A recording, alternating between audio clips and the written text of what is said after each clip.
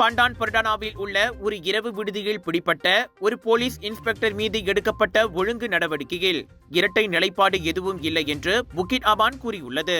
கோலாலம்பூரில் போலீஸ் நிலைய தலைவராக இருந்த 43 வயதுடைய அந்த போலீஸ் இன்ஸ்பெக்டர் சிறுநீர் பரிசோதனையில் போதைப் பொருள் பயன்படுத்தியிருப்பது உறுதி செய்யப்பட்டதை தொடர்ந்து தடுத்து வைக்கப்பட்டிருந்ததாக போலீஸ் படை தலைவர் தான்ஸ்ரீ ரசருடீன் உசேன் தெரிவித்திருக்கிறார்.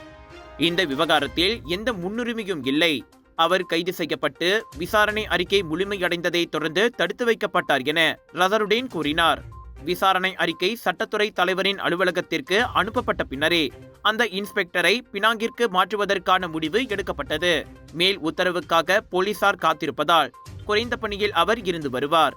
அவர் மீது குற்றச்சாட்டு கொண்டு வரப்பட வேண்டும் என எங்களுக்கு பணிக்கப்பட்டால் எவ்வித தயக்கமும் இன்றி நாங்கள் அவர் மீது குற்றச்சாட்டை கொண்டு வருவோம் என ரசருடீன் கூறினார். நோக்கத்தோடு குற்றம் புரிந்தவர்கள் பொதுமக்களாக இருந்தாலும் அல்லது போலீஸ் படை உறுப்பினர்களாக இருந்தாலும் அவர்களுக்கு எதிராக கடுமையான சட்ட நடவடிக்கை காத்திருக்கிறது என அவர் தெரிவித்தார். கடந்த காலங்களில் எச்சரிக்கை விடுக்கப்பட்டதோடு எங்களது அனைத்து அதிகாரிகளுக்கும் ஆலோசனையும் தெரிவிக்கப்பட்டது.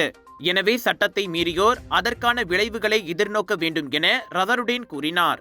ஜேஎம் இந்தியன்ஸ் பெருமையுடன் வழங்கும் நகர சம்மிலான் இன்டர்நேஷனல் இந்தியன் எக்ஸ்போ 23 27 ஏப்ரல் வரை Seremban Prima Seremban KTM stations எதிர்ப்புறம் ஷாப்பிங் செய்ய ஃபுட் ஃபெஸ்டிவலில் 100க்கும் அதிகமான உணவுகளை ரசிக்க திரண்டு வாருங்கள்.